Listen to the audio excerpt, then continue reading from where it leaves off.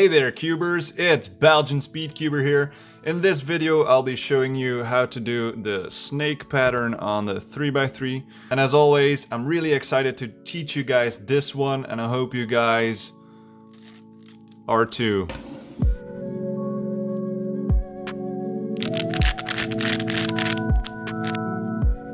So for this pattern you need to follow the sequence as follows: R, D, L, F prime, R,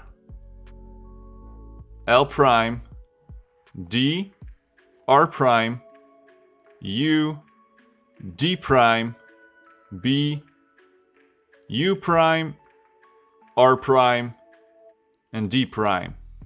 This gives you the following pattern. I really like this one.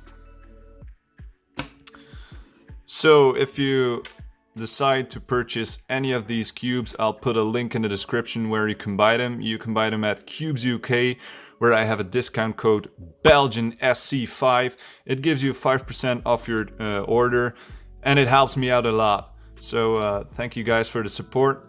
If you decide to post this pattern on Instagram, please let me know and I'll give you a shout out. This was it for the pattern video. If you liked it, please consider subscribing to my channel and smash that like button. Belgian Speed Cuber out.